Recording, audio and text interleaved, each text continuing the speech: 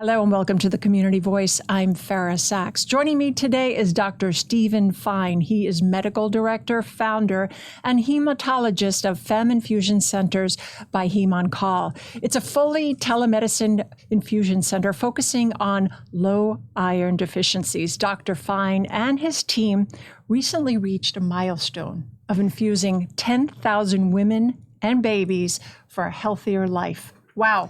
That's a big accomplishment. Welcome. Thanks, Farah. 10,000 women and their babies benefited, those who were pregnant.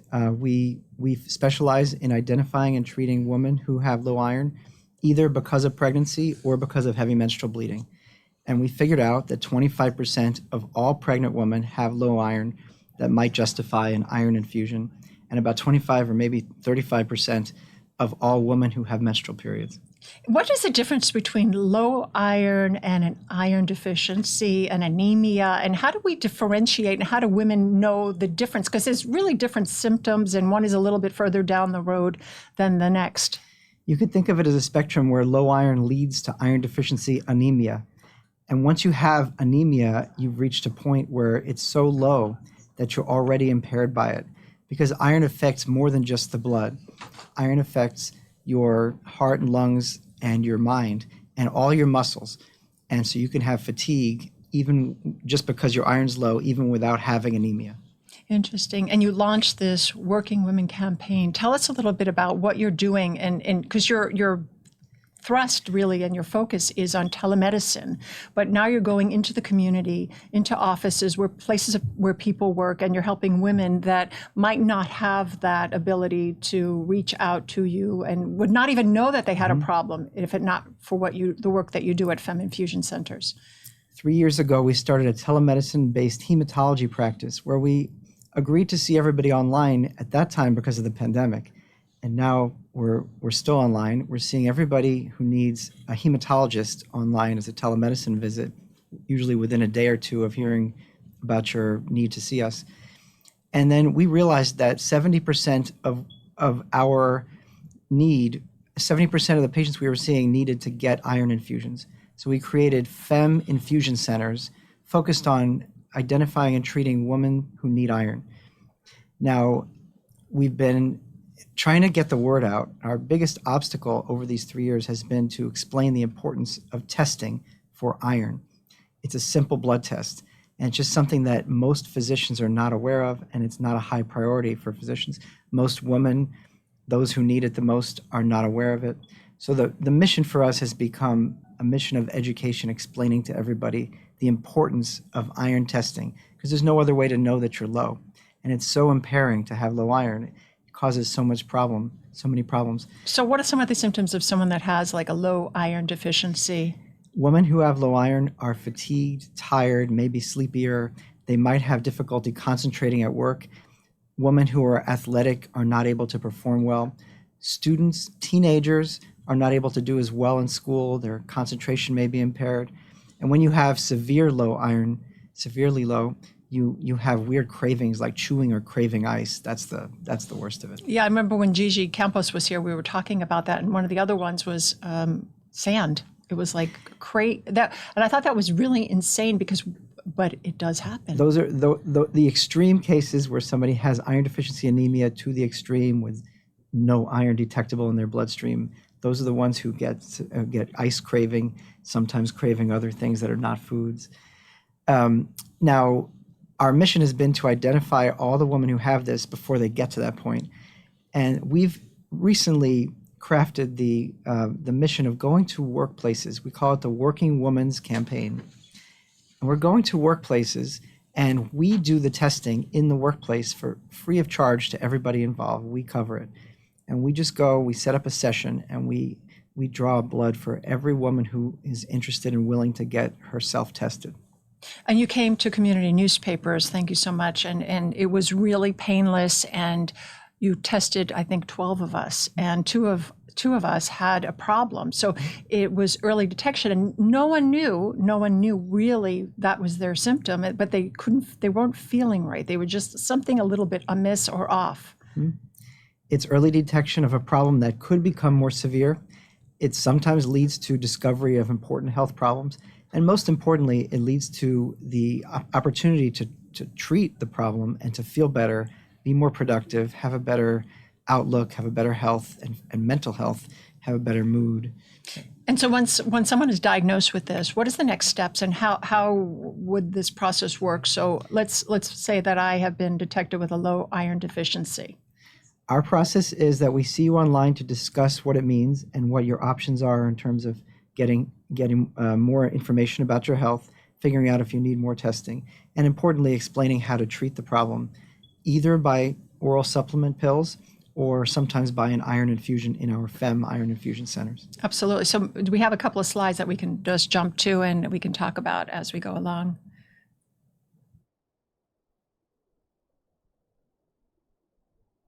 So here we are at the working women that need iron testing, and we can go to the next. Yeah. So we figured out that about 25% of all young women, that is all women with menstrual bleeding, have iron deficiency so important, so low that they might need an iron infusion. Mm-hmm. And so it's 25%, and then 25% of women who have menstrual bleeding. Yep, 25% of pregnant women, and also 25, maybe even higher. 25 is our conservative estimate. A recent New York Times article from 3 weeks ago, they report that as many as 35% of U.S.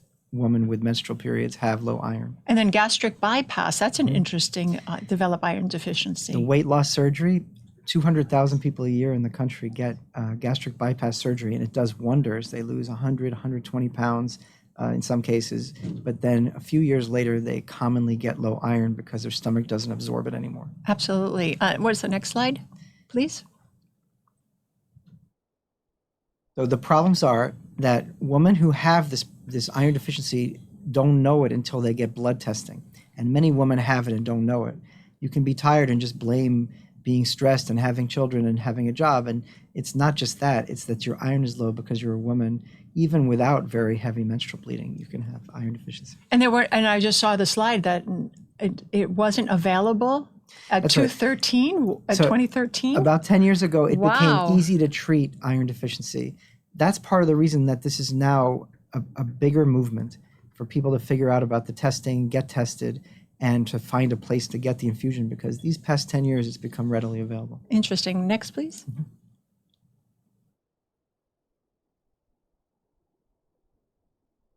We're having a slide. There we go. We talked about the symptoms for a moment. It's being fatigued. Also, sometimes you get short-winded.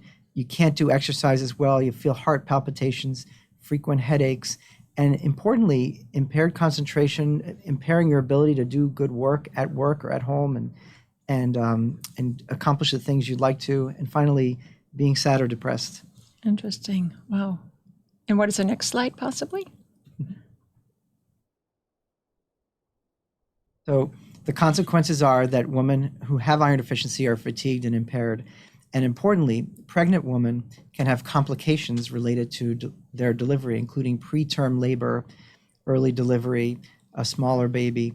And very importantly, the bottom, it shows that babies born to iron deficient mothers are known to have development problems and possibly difficult development and possibly lower IQ. Really? And autism and ADHD. Is that amazing? Is that why there's such an increase nowadays, or is that no study available for that? Not sure if that's the only reason for it, but iron deficiency is known to be a factor causing impaired baby development.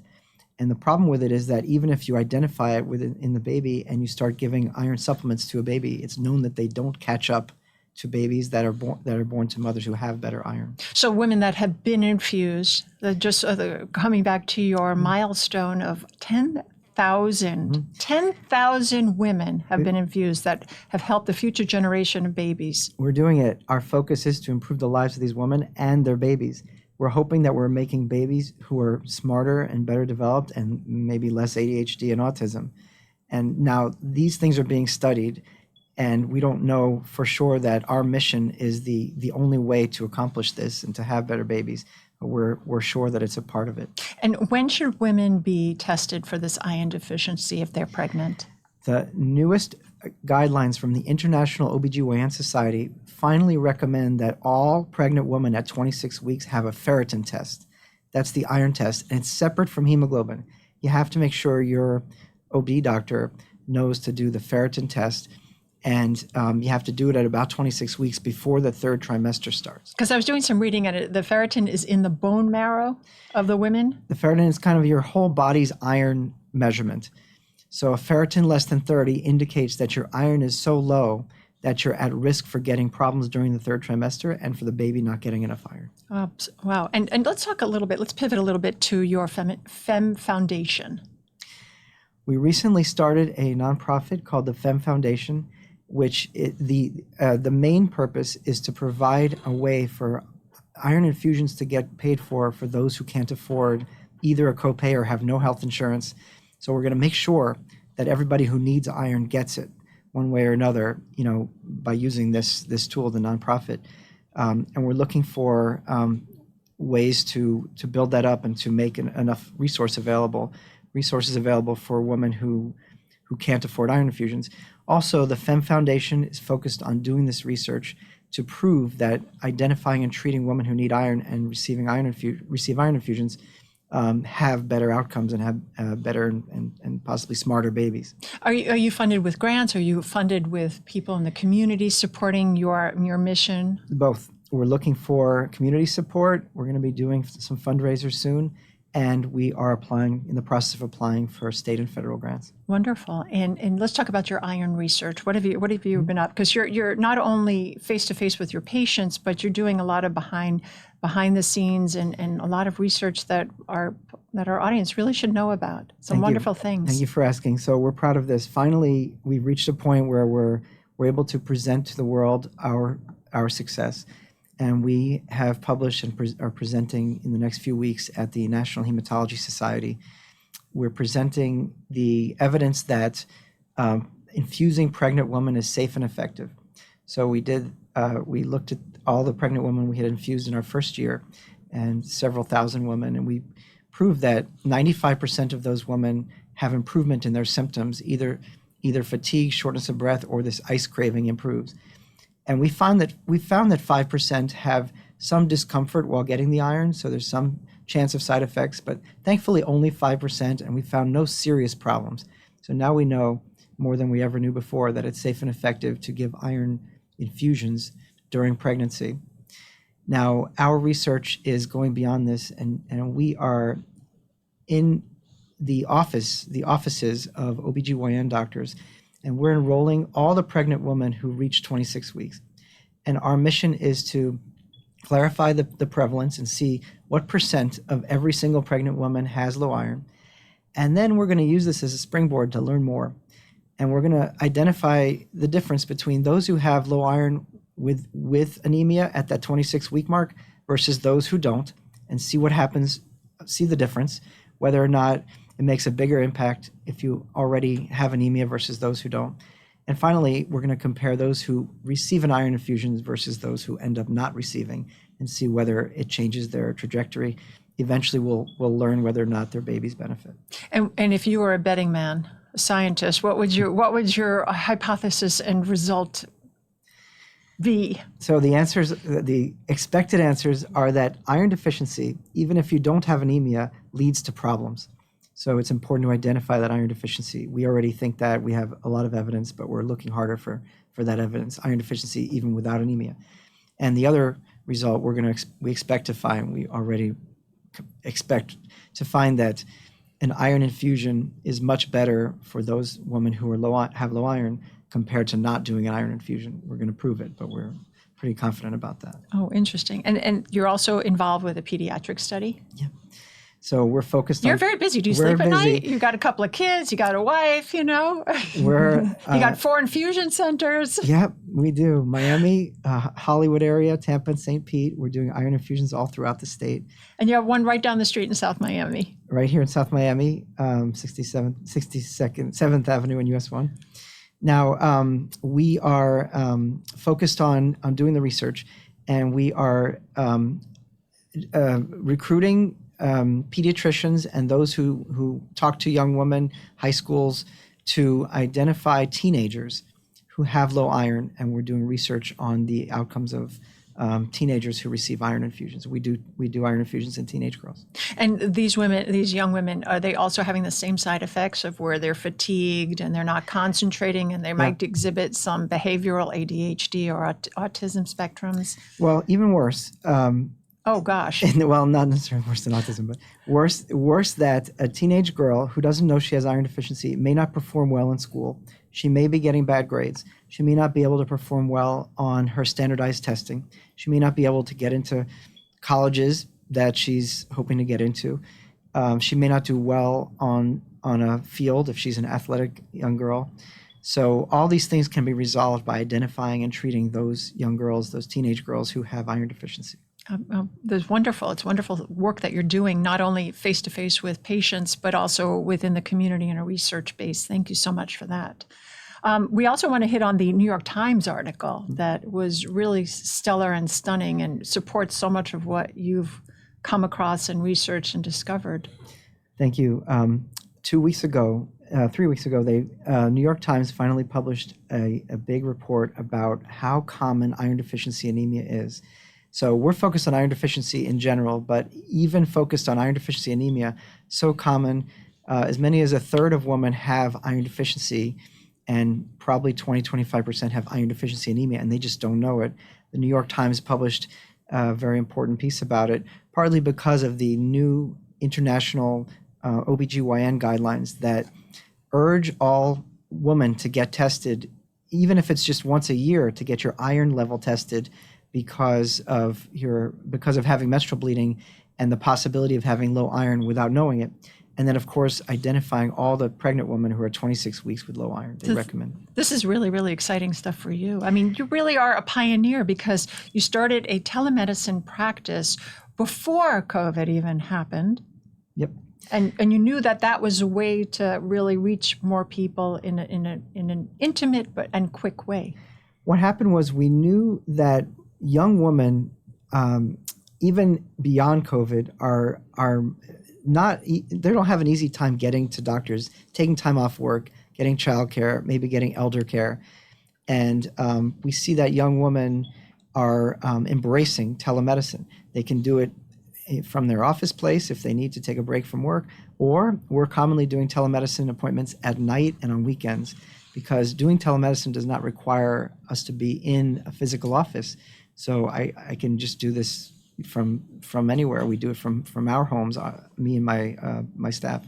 That's wonderful. And if they want more information, it's HemeOnCall.com, and it's been going across the bottom of the screen continually. What else would you like to tell us? What's going to go on in the future? What do you see as a hematologist and a researcher and almost like a scientist, knowing where we're going next? Where positionally do you think this industry or this practice will end up? It's already been a great journey for 3 years to discover that telemedicine hematology really lended itself to figuring out about the iron infusion solution. So we created the Fem Iron Infusion Centers. We're up to 4 centers. Our expectation is to eventually take this across the country and to identify and treat all the women who need iron throughout the country. There are 4 million pregnancies a year. 25% have low iron, so we're expecting as many as 1 million women to need iron each year just for her pregnancy and her baby. This is a public health mission. We're going to do the research. We're going to prove how important this is. We're going to do the infusions. We're going to educate everybody, all the doctors, all the women, about low iron and figure out how to identify and treat them all. And speaking of doctors, what has been the response? Because it's almost like a partnership dance that you're doing with the OBGYN community and with the practitioners of getting that brand awareness in what you do as a secondary step, which they treat for the anemia. But again, do they have that resource? Do they understand the complexity of the low iron deficiency component? It's been a challenge, I'll say, because iron deficiency wasn't a priority for the OBGYN providers, the doctors, the nurse midwives, the physician assistants who do OBGYN. It hasn't been a priority, partly because they didn't have an easy solution. They didn't have it. Only these past 10 years have the infusions become available. Hematologists do the infusions, but in the past it was kind of a barrier to send a patient to a hematologist because those doctors are commonly also cancer doctors. So what we've done is take out the oncology part. We're just women's health hematologists. That's Fem Infusion Center's HemeOnCall. So we've taken out oncology. So now you don't have to send your woman patient to an oncologist to get an iron infusion. So now the OBGYN community, they do very important things, but they're just now starting to understand the importance of testing, identifying, and treating iron deficiency. Because really, when it comes down to it, one of the biggest differences between men and women is that women have low iron and men very rarely do. It's such a big problem. It's a gender equality issue. Women live with low iron. They have impaired ability to perform, function, concentrate. Their mood may be impaired. And women have so many important things to do. So this is a women's health priority that's just now getting out there in the OBGYN community. And you're doing a great job. I mean, you're really boots on the ground with your women's, the launching the women's campaign. And I think that's really, really important step of educating people straight on and really interfacing with the community. We're giving it the best try we can. We're teaching everybody. And you're so nice. I mean, when they come in, you think that it's going to hurt. Oh, I hate shots. I mean, I had a couple of my coworkers. I hate shots. It's going to hurt. And you were very loving. You even gave lollipops at the end and candy. So it was a win-win. Even for adults. So we're going to the workplace. We go to offices. Anybody who's willing to let us come, we'll go and set up an hour where we draw every woman's blood who wants to be tested. We're going to schools. The word is out that we're doing iron testing for free for everybody. Also, we welcome people to walk in to our infusion center. It's 8255 South Dixie Highway. Right here in South Miami. And there are other locations, which if you go to HemeOnCall.com, you can see all the locations, and the one nearest to you that you can choose. We have Ferritin Fridays where we just take your blood for free. I thought it was Fara Fridays. It's Fara and Ferritin. Oh, indeed. okay. I thought it was just because, yeah, go ahead. It's Fara encourages your ferritin testing. Oh, I like that. That was really good. All right. I'm going to go into business with you. And we do it free anytime, but Fridays are our days where we welcome you to come walk in, and we just take your name and information so that we can reach you for the test results. There's no obligation. We will just tell you your ferritin is this or that, and you can do what you want with the information. You can tell your doctor that you got tested, or you can come back to us. And then what you do at that point is you go into one of your sites, one of the 4 sites, and you actually can get infused. Like mothers and babies have got infused 10,000 infusions. We do the mothers. We actually don't infuse babies. I meant in utero. Yeah. Yes. Exactly. Kind of a disclaimer. Just so we have it clear. We do teenage girls, but babies who need infusions would be a pediatric. And how long does it take to get an infusion? The infusion, we're doing it slowly just to be careful and watch for infusions. Our infusion staff, our infusion nurses are expert. We've done more infusions for iron than almost any nursing staff anywhere. And we're expert at this, and we do it slowly. So we watch you carefully. We usually do it over 45 minutes or about an hour, and then we watch you for a few minutes. And if there's any side effect, we're right on top of it. So it's very, very safe. We've proven it, done 10,000 already. That's wonderful. And what was some of the feedback that you've gotten? Tell me a little bit of testimonial and how women, I know personally I referred someone to the infusion center, and she was pregnant and she was over the moon, had energy, delivered a healthy baby, and was so happy with just the work that you have done and to helping her and her baby. The feedback is phenomenal. We have zillions of 5-star reviews. We're loved by everybody who comes. We infuse women and they feel better sometimes within a few hours of the infusion. They sometimes walk out and they already start to feel better, and you have more energy and you're able to concentrate more, and you're not as worried about whether your baby's going to have low iron. So really phenomenal feedback.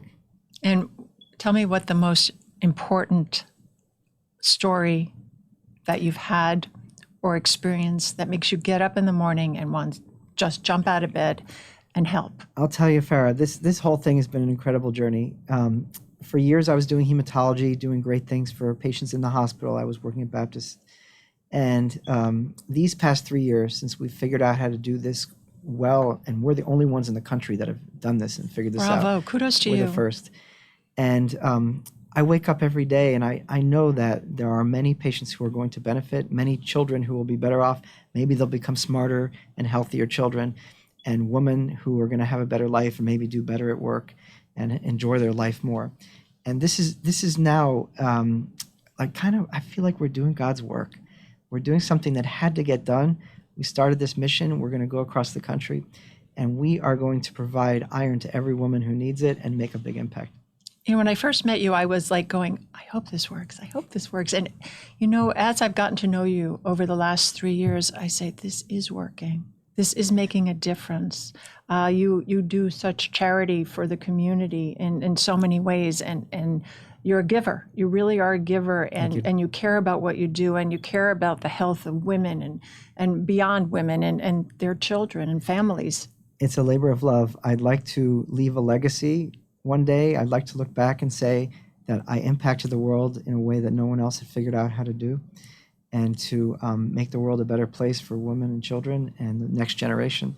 And my kids, they're not in medicine, but they look at me and think, well, maybe this is something that they'll be proud of one day after we've already accomplished so much. They're already proud of me, but I'm hopeful that I leave that kind of legacy that everyone's proud.